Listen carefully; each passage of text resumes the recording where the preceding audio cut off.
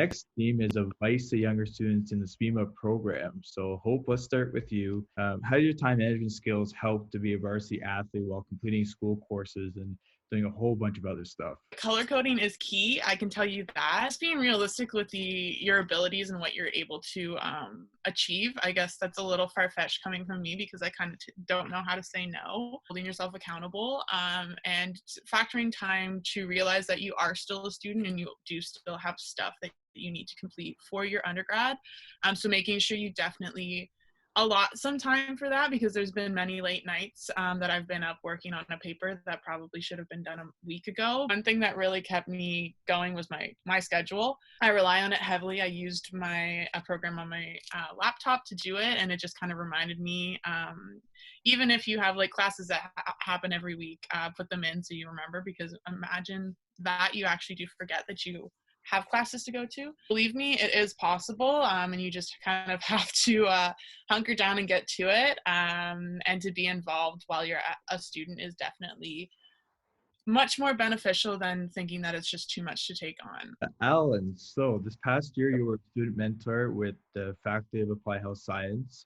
How valuable is mentorship among peers, and if given the opportunity, would you try to find a mentor during the experience with the SPMA program? This year, you asked me to be a part of become a student mentor. So I took that with the opportunity. And I went all the way with it. I guess the biggest thing when I thought about taking the mentorship was, how would I feel in my shoes as a first year or second year student? When we walked into our first class, we were like, okay, this is cool and stuff like that. But when we were studying for our first test, it was, oh my God, what are we actually doing? Or I don't know how to do this. I don't know how to properly go about this. How do I go about talking to professors? You kind of taking a chance and talking to someone, kind of leaning on other people. And as a fourth year student, I got the opportunity to mentor a second year student who was now the vice president of the SPMA Council. Congratulations, Bailey. Good opportunity to kind of give advice and give my personal experience on what I've done in the program. How do you go about talking to people, or how do you approach a certain class? Because we've all, as SPMA students, have been involved or partaken in a class that everyone has to partake. Just giving advice, but that's kind of really the student mentorship side. I guess from an industry side, I was actually fortunate to be a part of Dr. Cohen's mentorship program with an individual in the industry, and I had the opportunity to be a mentee for Adam Halberstadt with MLSE, but really focusing on the Toronto Marlies. Through the mentorship, there was a lot of great discussion, some discussion about the industry itself, kind of where the industry is going and such like that. So that was a great kind of understanding. He really gave me a lot of great advice. How to look back on the university experience as one of the best times of your life, and it really is. And it's really kind of harnessing that. As most of you may know, and a lot of people may know, I'm actually very hard on myself when it comes to failure. I'm not a person that likes to fail. I like to do the best that I can, even if it means, as Ty and Caleb and Vince, you may know, when it comes to studying for a test, I go to the very last second, even if it means that I'm staying up all night. One thing I regret about that is taking all that caffeine, because in the long run, it's not very good for me. And Caleb and Ty can vouch for that as well. 17 monsters a week minimum. For rock stars, you change it up based on the day of the week. But yeah, it was disgusting. The focus was, I wasn't huge on failure.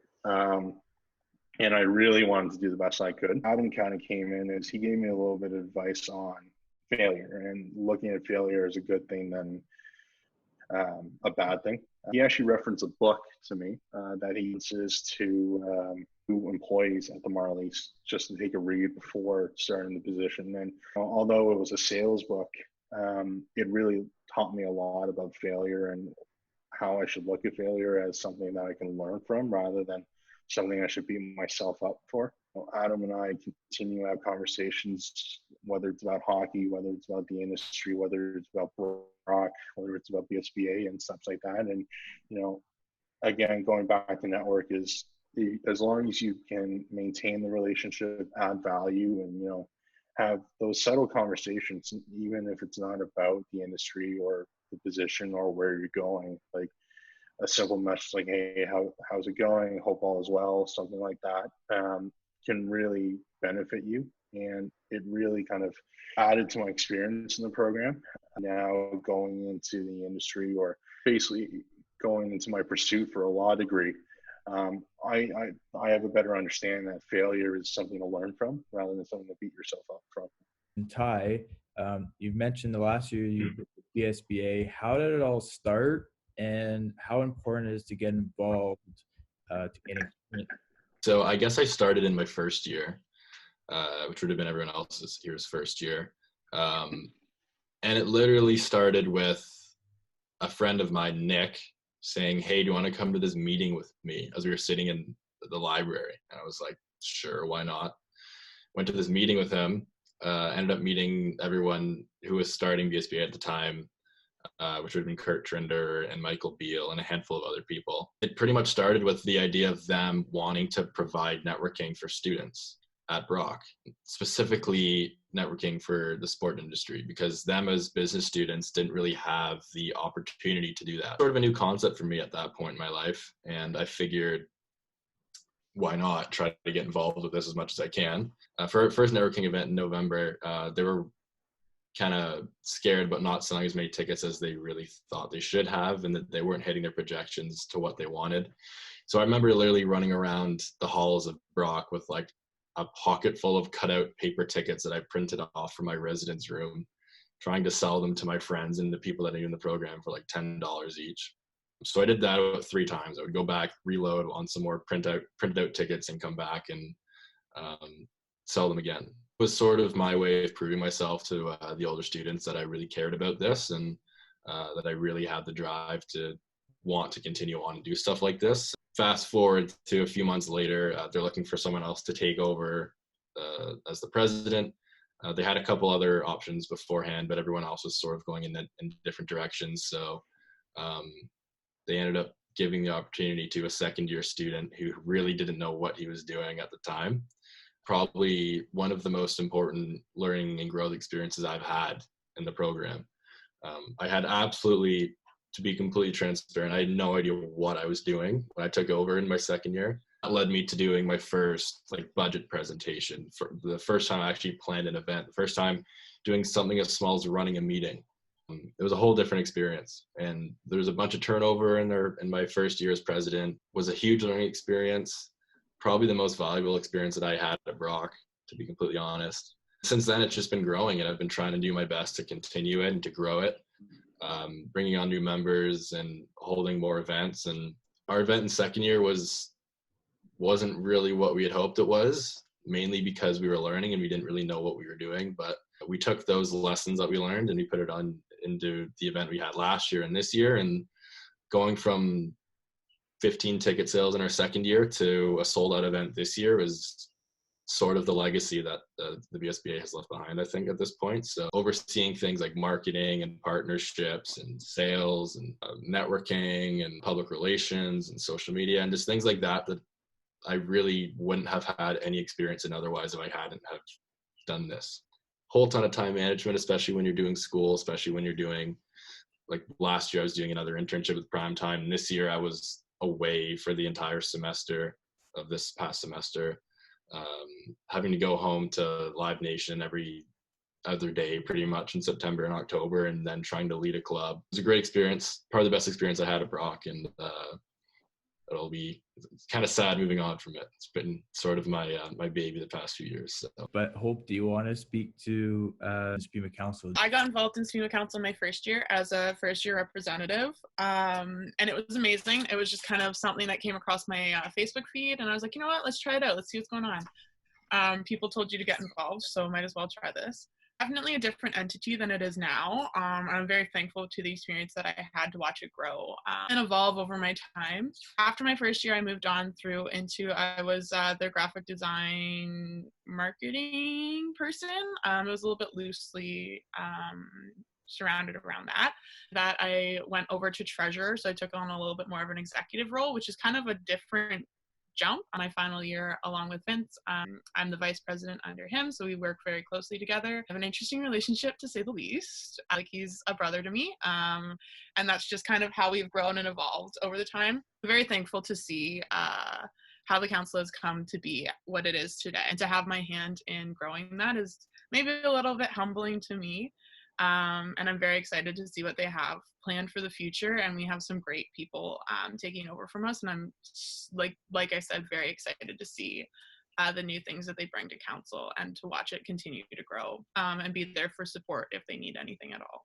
Right. So Caleb, some may know you as the Brock Bachelor. So why did you want to take part in this initiative? And I think there's actually a greater point that when you did it, and maybe you stood out a little bit from everybody else. So I guess just speak to, how important it is for students to get involved within the Brock community to kind of stand out in a role. It was a great opportunity. It was fun. It was funny. I got made fun of. It was cringy. It was embarrassing. It was pretty much anything you can imagine. It pretty much, was covered. Like, I wanted to meet everybody I possibly could, and I kind of saw this as another opportunity to really branch out of my comfort zone. And I always try and, live by the phrase of seek discomfort. And when you're comfortable, you're not growing. And so I figured this was about as uncomfortable as one can get, trying to date 11 girls that you've never met on camera to be seen by thousands of people is not necessarily something most people want to do with their spare time. I saw it as an opportunity to meet people on the show, but the people of Brock TV, people who came up to me and asked me about it. These were all relationships that wouldn't have happened had I not done the opportunity. But definitely embarrassing that I got rejected by 11 girls on TV for everybody to see, but I have no regrets from it. It was a fun opportunity. Like you said, like, just any way you can get involved. I don't necessarily recommend joining a dating show to do that. There's many other better ways that you can do so, whether that be just spending time at the school, joining intramural teams, going to the sauna. You'll meet people in there. Like, go to the gym and talk to people there. There's plenty of ways to meet people, and this was just another avenue that I saw was a way for me to kind of expand my network and kind of get out of my comfort zone that I think is really, easy to stay in, especially in university when there's so many opportunities that are deemed as scary. I wouldn't necessarily say I'd try to use it in, job interviews, but if it's something that can kind of put the wall down and make people laugh a little bit and kind of show a little bit about your personality, then it's always going to be helpful in the long run. What advice would you have given yourself, knowing what you know now? Some advice you could give to current and future students of the program. One, I would say take every opportunity that comes your way. For myself, I'm super freaking busy. I had 3 jobs. I had 2 sports jobs and then my one to actually make money. Served on, I should say, on Brock Sport Management Council. And in my 4th year, like I said, I was, making content for SPMA Hub, but also trying to finish schoolwork. So there's a lot going on there, but, it was a great time to build connections during my university career rather than trying to find them outside of it. My second one, which is also great for building connections, would to be volunteer, volunteer, volunteer. So many places will take you on. There's tons of opportunities in the summer. You get to, meet tons of people. There's tons of opportunities. It's not super demanding. It's just like the best thing ever, For me, I've done sort of a lot of self-reflecting since, all of this has happened with COVID. And, before, I knew I was coming back for a master's, I was really sad about how things ended and not being able to end things on my own terms. And so I think I got involved early and I look back at that time and I really enjoyed it. But I think the one thing I go back and tell myself is just enjoy the time that you have, because before you know it, it's going to be over. You never know when your time's going to get cut short. With, Kobe, passing away and his daughter and sort of everything with COVID that's happened that cut a bunch of university students, regardless of what year they were in, you essentially lost 2 months of, of 4 years. And that's significant. Just enjoying the time that you have with friends, with mentors, and the one thing is, I don't remember, that one random list on that one midterm on that one class that we had, 4 years ago. What you remember is the memories made with, those special people that you have around you, special advice from mentors and that type of stuff. Take a step back and enjoy it, because for the longest time I was so focused on, what's next. And, nothing went according to my initial plan. Nothing. Like, if you ask anyone who knows me, I wasn't going to do an internship just because I didn't feel like I needed it. I wasn't going to do a master's. Well, look at that. The reason I'm doing stuff is for the right reasons. And at the end of the day, stuff will work out. You get so fixated on meeting that goal of graduating, you forget to take that step back, So everyone comes into the program first year and they see maybe a fourth year, they see someone in an upper year and they think, oh my goodness, like, how am I going to get there? What am I going to do? If we look back on first year version of us, we're thinking, what the heck were we doing? Oh my goodness. Mainly my outfit choices. Changes don't happen overnight, right? You have goals, and maybe you put those goals up on your wall and you know what you're working towards. And you can't expect things to just change suddenly. You have to make practiced efforts to get there, getting uncomfortable, and taking those strides that are going to get you to your end goal. So kind of take a step back, enjoy it. Don't stress out too much. Once you get to fourth year, you'll hopefully have things figured out. And if you don't, just keep going with it, Just don't spread yourself too, way too thin, because very much like Hayley, I had 3 jobs most of the time that I was in my undergrad, and paying for school is one thing, but it's another thing to have that social atmosphere that you go through, and there's always other options. I don't think I researched going into financial aid and figuring out my ways that way, but I enjoy working and I like doing that. And so many people have asked me questions about how did you find time to have a social life? And I made time. You have to make time for your mental health, for your physical health, for your friends, your family. Everything falls in line, obviously, and sometimes you have to prioritize other things. Most of the time it's not sleep, but and I love being busy. I loved having 3 jobs and stuff, but at the end of the day, you have to set aside time for yourself. And we still make time, and you still have fun with your friends while you're in school. With SPMA Council Up, had the best time with all you guys. First time in a while, especially for us, we're coming into so much free time. Even if you're in first year, second year, take opportunities to kind of revisit things that you like to do, this is a perfect time to develop a hobby, pick up an instrument, start reading. This is the time to kind of rejuvenate and just be super mindful, and even talk to your friends, activities like that are just mwah. No matter how busy we may be, if you're passionate about something, naturally you find time, even when you look at your schedule and think, oh crap, it's packed. Right? That's something that just happens. That just happens naturally. I'm William Ward saying thank you, stay safe, stay healthy, and God bless. Stay classy, and thanks again.